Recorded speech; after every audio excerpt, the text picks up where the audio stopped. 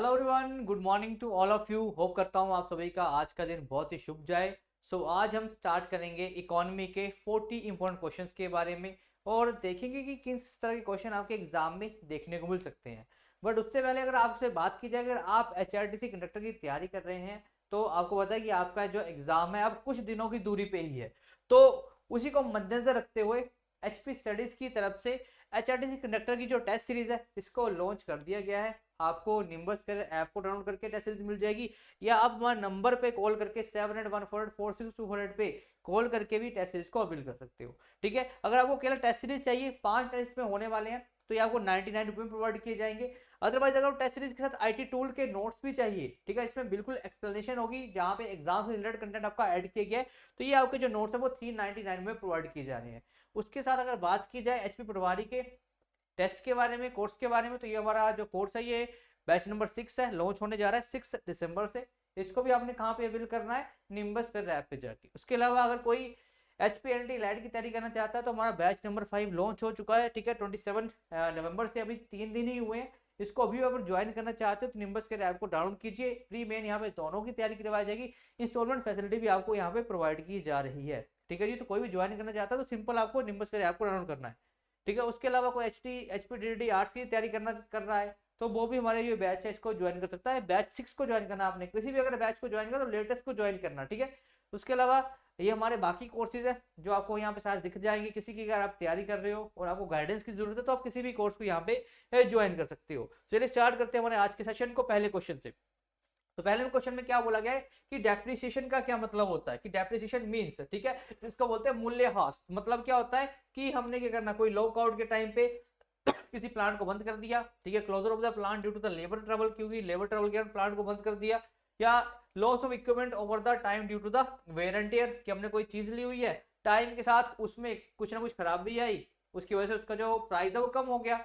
उसके बाद क्या आपका destruction of the plant in A fire accident, या कोई प्लांट है वो फायर एक्सीडेंट में उसका नष्ट हो गया, तो ये आपका डेप्रिसिएशन होता है। क्या होता है डेप्रिसिएशन, तो याद रखना यहाँ पे loss of equipment over the time due to the wear and tear. ठीक है, तो यहाँ पे जब समय के साथ टूट हुए कारण किसी जो उपकरण है, कोई अपने जो चीज ली हुई है उसकी वैल्यू कम हो जाती है, उसको क्या बोला जाता है, डेप्रिसिएशन के नाम से जाना जाता है। आंसर आएगा ऑप्शन नंबर सी। आगे बढ़ते हैं।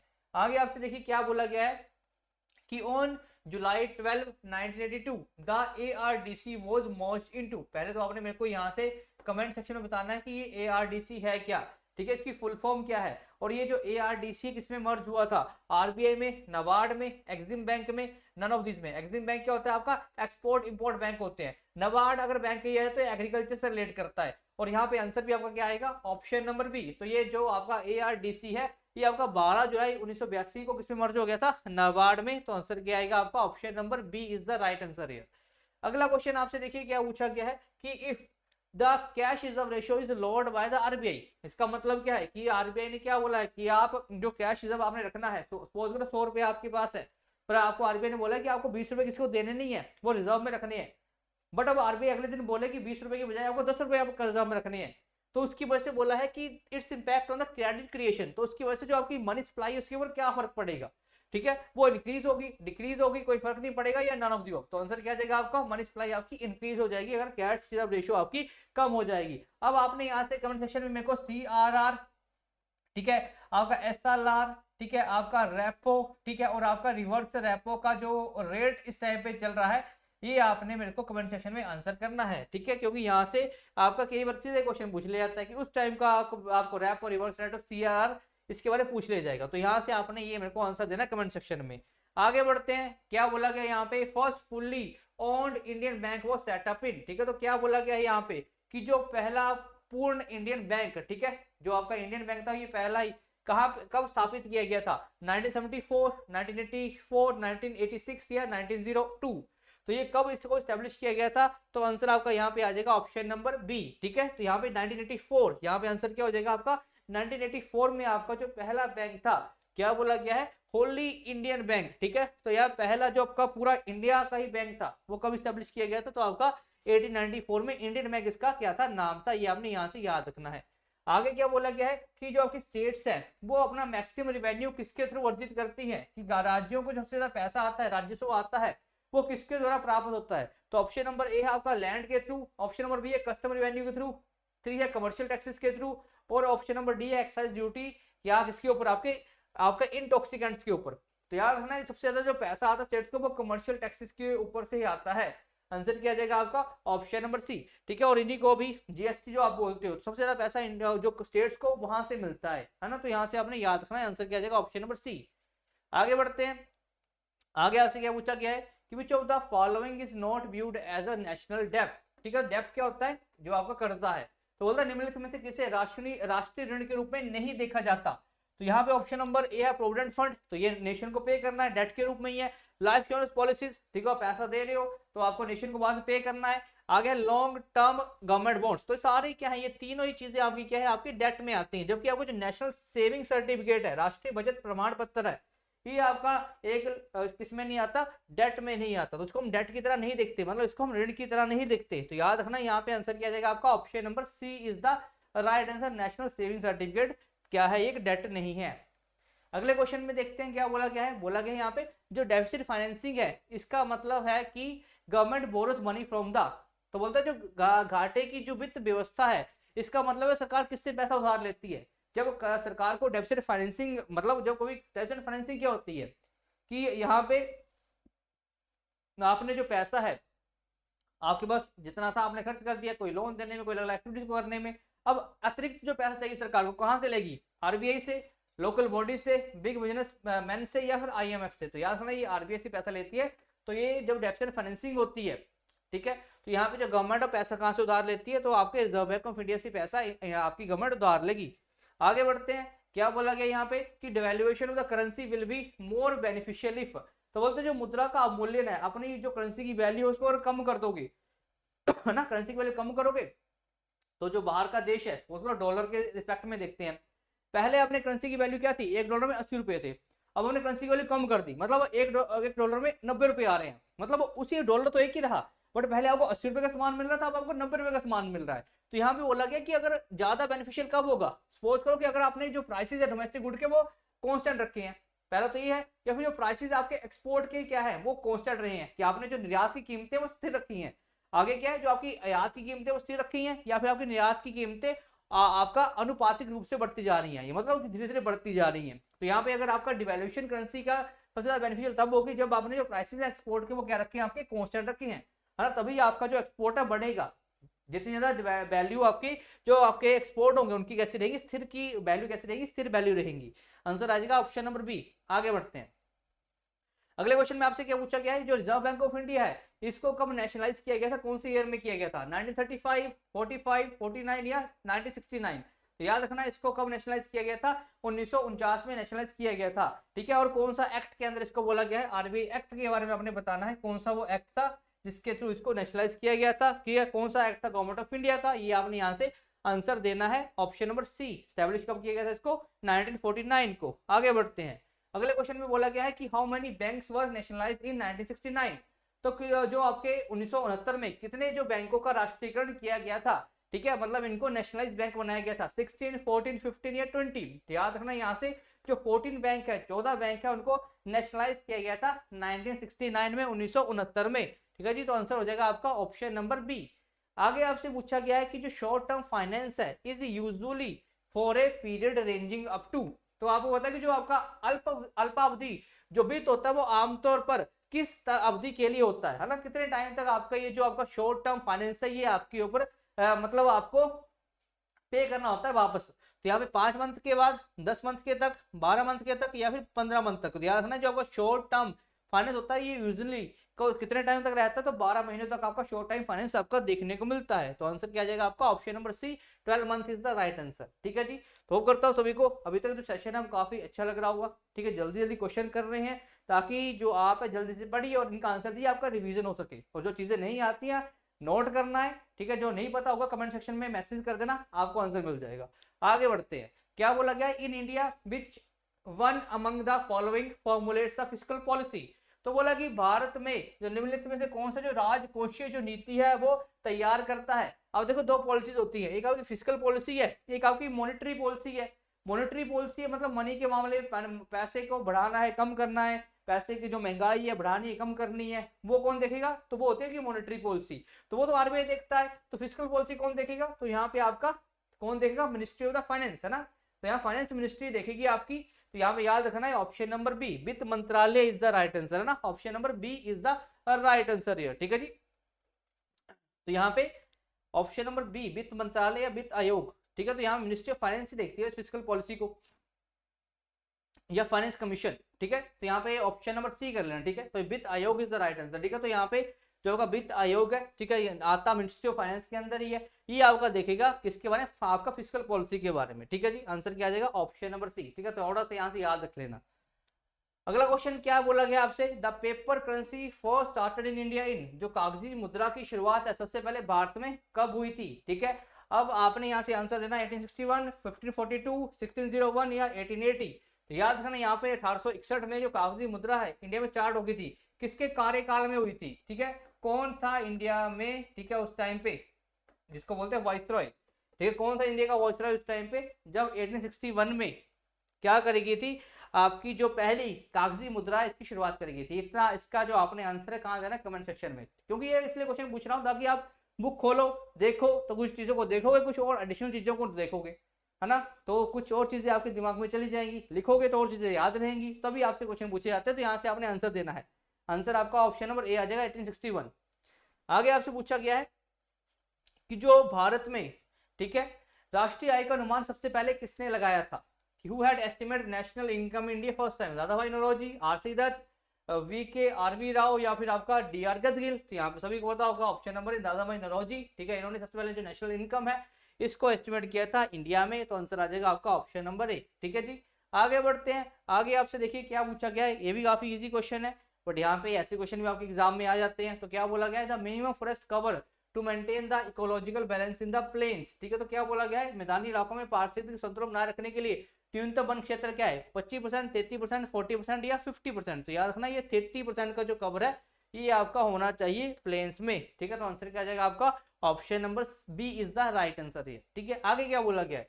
The main source of the national income in India is, Bharat में जो राष्ट्रीय आय है इसका मुख्य स्रोत क्या है?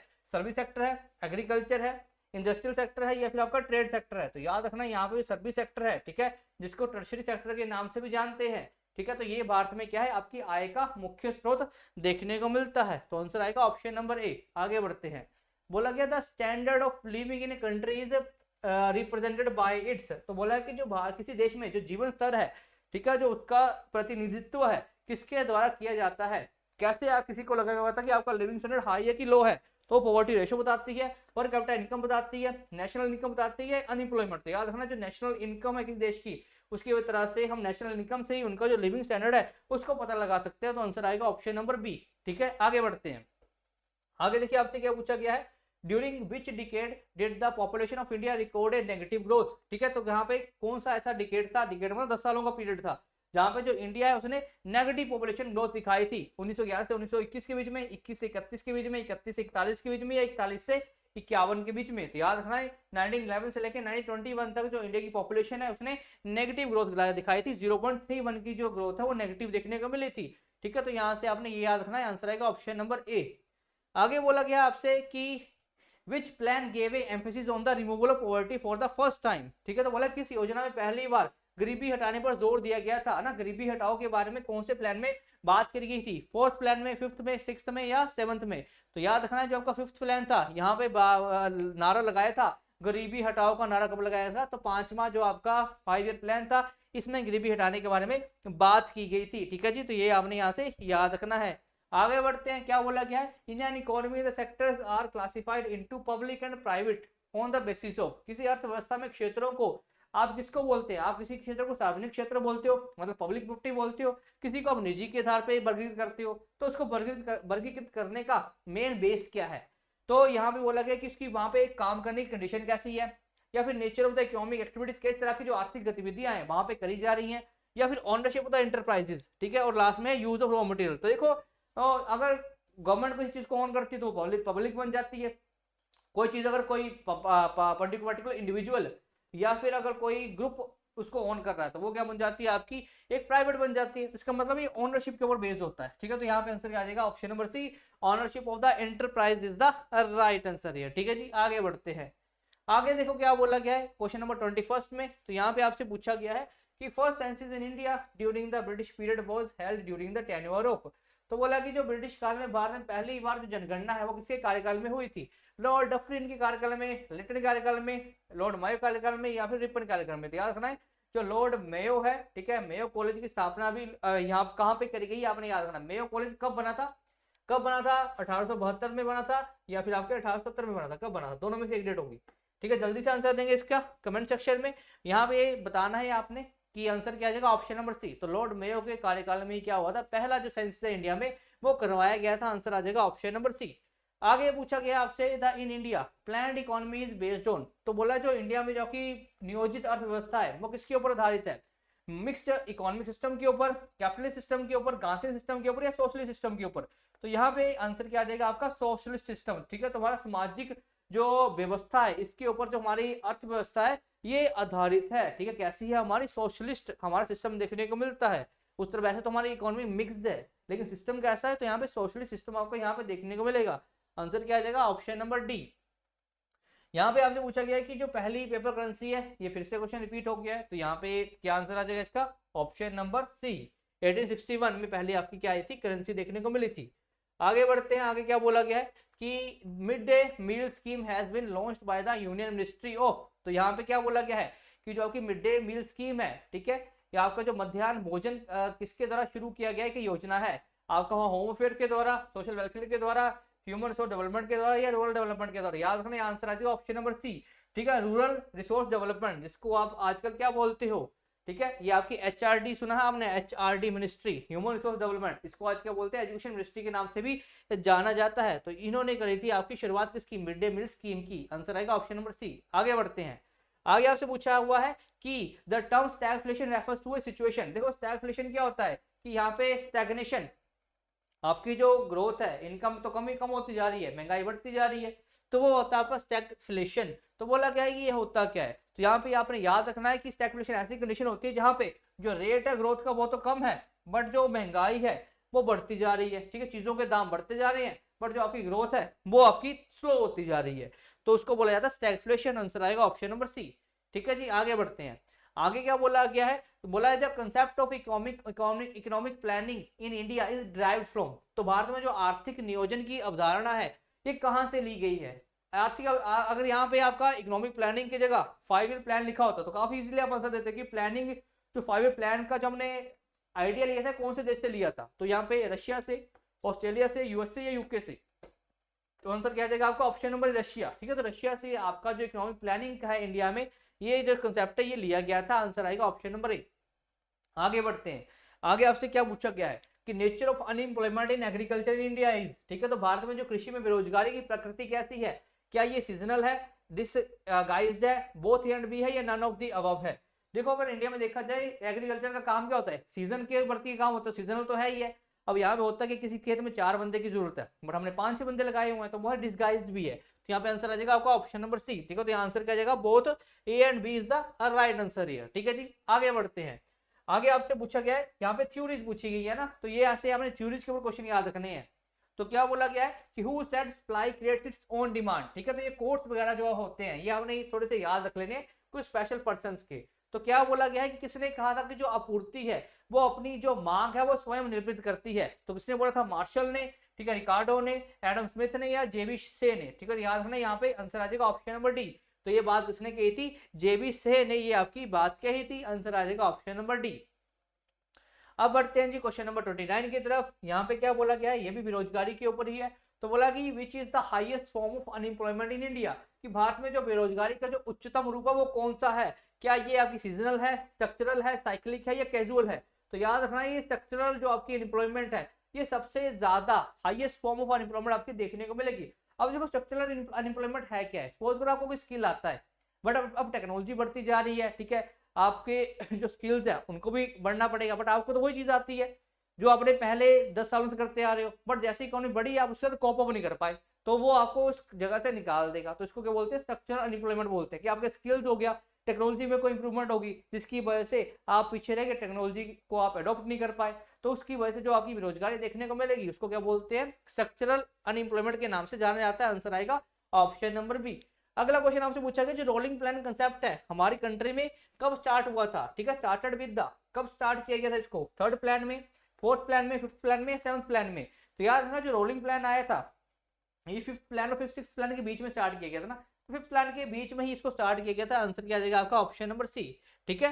तो फिफ्थ प्लान कब से कब शुरू किया गया था ये आपने आंसर करना है। फिफ्थ प्लान का जो आपने टाइम है वो आपने बताना था कौन सा टाइम पीरियड है जब आपका फिफ्थ प्लान आया था इंडिया में, ठीक है। तो इसकी आपने ये चीज याद रखनी है, रोलिंग प्लान के टाइम भी सभी ने बताना है, ठीक है जी। आगे बढ़ते हैं। आगे आपसे देखिए पूछा गया है कि second nationalisation of the commercial banks in India took place in, तो मतलब जो भारत में जो वाणिज्यिक बैंक है उनका दूसरा राष्ट्रीयकरण कब हुआ था। देखो पहला तो आपका 1969 में हो गया था, दूसरा कब हुआ था 1890 में, 1969 में, 1972 में या 1980 में। देखो अब ये तो नहीं होगा, ये भी नहीं होगा, तो ये दोनों ऑप्शन में से कोई हो जाएगा, तो आंसर आ जाएगा आपका ऑप्शन नंबर डी। तो 1980 में आपका जो सेकंड नेशनलाइजेशन करी गई थी बैंक्स की, ये आपने याद रखना है, आंसर आएगा option number D is the right answer, ठीक है जी। आगे बढ़ते हैं। यहाँ पे क्या बोला गया है, the human development index was developed by dash in 1990, ठीक है। तो मतलब एचडीआई जिसको हम क्या बोलते हैं, एचडीआई इंडेक्स के बारे में बात करते हैं। तो आपने आंसर देना है जो एचडीआई इंडेक्स है इसमें इंडिया का रैंक क्या है, रैंक ऑफ इंडिया बताना है आपने, ठीक है। इंडिया का रैंक बताना है कहाँ पे, एचडीआई इंडेक्स में, ह्यूमन डेवलपमेंट इंडेक्स में क्या देखने को मिला है, ठीक है। बहुत ही इंपॉर्टेंट इंडेक्स है, यहाँ से क्वेश्चन आपका देखने को मिल सकता है, ठीक है। और यहाँ के इसके प्रति आपको सारी चीजें पता होनी चाहिए कि एचडीआई में कौन सी चीजें आती है कौन सी चीजें नहीं आती, ठीक है। तो इसको देखने के लिए आप हमारे करंट अफेयर्स को फॉलो कर सकते हो। यहाँ पे आपका जब जैसे एचडी आएगा उसको एक्सप्लेन किया जाएगा, और बेसिक प्रीवियस सेशन में बहुत बार इसको एक्सप्लेन किया गया, तो वहां से आप देख सकते हो, ठीक है। उसके अलावा अगर आपको नहीं लगेगा पता तो आपको फिर से समझा दिया जाएगा, बट आपने यहाँ पे आंसर करना है कि जो रैंक है इंडिया का एचडीआई में वो क्या है। बट यहाँ पे आपसे बोला गया कि 1990 में जो मानव विकास सूचकांक है वो किसके द्वारा विकसित किया गया था, महबूब खान के द्वारा, अपारा सेन के द्वारा, सैयद उल हक के द्वारा, या मोहम्मद आपका महबूब उल हक और आपका अमर्त्य सेन। तो याद रखना है आंसर आएगा आपका ऑप्शन नंबर डी, ठीक है। तो आपका महबूब उल हक और जो अमर्त्य सेन है दोनों ने मिलकर ये किया था, ह्यूमन डेवलपमेंट इंडेक्स को डेवलप किया था 1890 में, ठीक है, 1990 में ना, क्या आएगा डेट, डे याद रखना है डेट, ठीक है। तो 1990 में, ठीक है। आगे बढ़ते हैं। आगे क्या बोला गया है, a situation where we have people whose level of income is not sufficient to meet the minimum consumption expenditure is considered at, तो मतलब कि ऐसी स्थिति जहां पे हमारे पास ऐसे लोग हैं जहां पे जिनकी जो आय का स्तर है वो न्यूनतम उपभोग व्यय को पूरा करने के लिए पर्याप्त नहीं है, क्योंकि मिनिमम जो हमें चाहिए रोटी कपड़ा मकान इतना भी उनके पास नहीं है पैसा, तो इस कंडीशन को क्या बोला जाएगा, absolute poverty, relative poverty, urban poverty या रूरल पॉवर्टी। इसको बोलते हैं एब्सोल्यूट पॉवर्टी, पूर्ण गरीबी इसको बोला जाता है, जब आपके पास मिनिमम जो आपकी नीड की जरूरत की चीजें हैं उनको पूरा करने का पैसा नहीं है आपके पास, ठीक है। तो आंसर क्या आएगा ऑप्शन नंबर ए। आगे क्या बोला गया है, जो आपका इकोनॉमिक्स है ये डील करती है primarily with the concept of, तो अर्थव्यवस्था मुख्य रूप से किस अवधारणा से संबंध रखती है, गरीबी से, मनी से, स्कैर्सिटी से या बैंकिंग से। तो ये आपकी कमी से संबंध रखती है ना, स्कैर्सिटी के बारे में बात करती है चीजों की, है ना। तो यहाँ पे यही होता है ना कि कम होगी उसी से क्या फर्क पड़ेगा, अगर ज्यादा होगी तो क्या फर्क पड़ेगा। तो याद रखना ये आपका स्कैर्सिटी के बारे में डील करती है, ठीक है। इसका जो इकोनॉमिक का कंसेप्ट है याद रखना, ये बहुत इंपॉर्टेंट क्वेश्चन है, आंसर आएगा ऑप्शन नंबर सी। अगला क्वेश्चन बोला गया है an increase in the money supply will cause interest rate to, तो बोला क्या गया है कि अगर मुद्रा आपूर्ति है उसमें वृद्धि कर दी जाए, पैसा लोगों के हाथ में आ रहा है, बहुत पैसा है, तो इसकी वजह से जो आपके इंटरेस्ट रेट है वो क्या होंगे, बढ़ेंगे, कम होंगे, रिमेन अनचेंज, या फिर यहाँ पे कोई ऑप्शन सही नहीं है। तो देखो होगा क्या, आपके जो इंटरेस्ट रेट है वो गिर जाएंगे, क्योंकि होगा क्या, सारे बैंक पैसा दे रहे हैं तो पैसा उससे ज्यादा लिया जाएगा जो इंटरेस्ट रेट कम देगा, ठीक है। तो यहाँ पे क्या हो जाएगा, इंटरेस्ट रेट आपके गिर जाएंगे अगर मुद्रा जो आपूर्ति है, ठीक है, वो आगे बढ़ जाएगी। तो आंसर आएगा आपका ऑप्शन नंबर बी, ठीक है जी। आगे बढ़ते हैं। अगले क्वेश्चन में आपसे क्या बोला गया है कि जो हाई ग्रोथ रेट है पॉपुलेशन का वो उसके करेक्टर क्या है, ठीक है। अगर आपको पता कि जनसंख्या में जो उच्च वृद्धि दर है, वृद्धि दर बढ़ती जा रही है जनसंख्या में, इसका मतलब क्या, इसकी विशेषता क्या है, तो ऑप्शन नंबर ए है आपका हाई बर्थ रेट, आपका high death rate, high birth rate या लो डेथ रेट, या लो बर्थ रेट या लो डेथ रेट, या फिर लो बर्थ रेट या हाई डेथ रेट। तो याद रखना यहाँ पे जब कभी भी आपकी जो पॉपुलेशन है वहां पे ग्रोथ रेट ज्यादा है, मतलब वहां पे हाई बर्थ रेट तो होगा बट जो डेथ रेट है वो कम देखने को मिलेगी। तो आंसर आएगा आपका ऑप्शन नंबर बी, ठीक है। आंसर क्या आएगा आपका option number B is the right answer.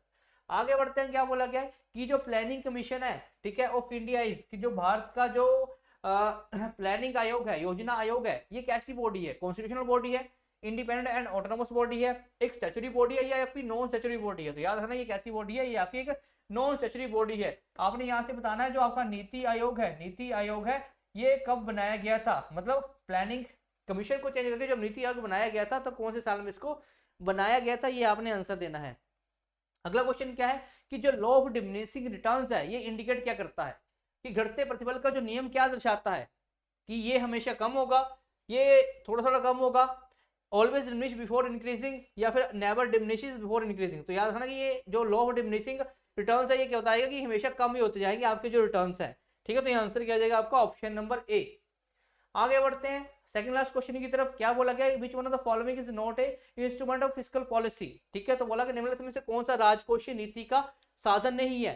ठीक है, राजकोषीय नीति का साधन कौन सा नहीं है? ऑप्शन नंबर है open market operation, taxation, public borrowing, public expenditure. देखो ये तीनों ही आपका राजकोषीय नीति का क्या है, पार्ट है। जबकि आपका जो ओपन मार्केट ऑपरेशन ये कौन करता है, तो ये आपका आरबीआई करता है ना। तो यहाँ का आपका जो किससे, जो आपका फिस्कल पॉलिसी है उससे कोई लेना देना नहीं, फाइनेंस कमीशन वहां पे काम करता है। ठीक है, तो यहाँ वित्त आयोग का सारा काम आता है।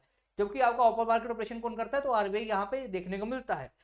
बढ़ते हैं जी आज के लास्ट क्वेश्चन की तरफ। यहाँ पे आपसे क्या पूछा गया है कि व्हेन वाज द जवाहर रोजगार योजना लॉन्च। ठीक है, तो आपकी जवाहर रोजगार योजना कब शुरू करी गई थी? 1985 में, 1987 में, 1991 में या 1999 में?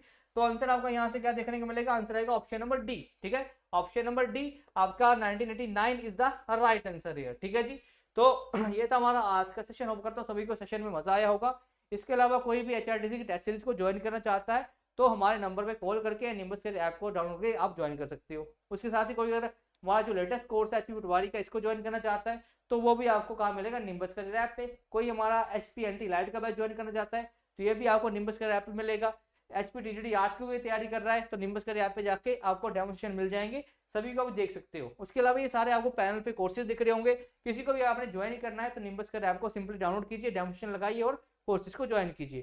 तो होप करता हूँ सभी को आज सेशन पसंद आया होगा। अच्छा लगा हो तो लाइक करना, शेयर करना, और जो मैंने आंसर पूछे हैं उनको जरूर आपने कमेंट सेक्शन में आंसर देना है। और अगर सेशन की पीडीएफ चाहिए तो कहाँ मिलेगी, एचपी स्टडी 01 पे, यहाँ पे आपको पीडीएफ मिल जाएगी। इसके अलावा कोई डाउट है तो इस नंबर पे आप हमें कॉन्टैक्ट करके अपने जो डाउट्स है उनको सॉल्व कर सकते हो। सो आज के सेशन के लिए इतना ही, मिलते हैं जी अगले सेशन में। Till then thank you and all the best.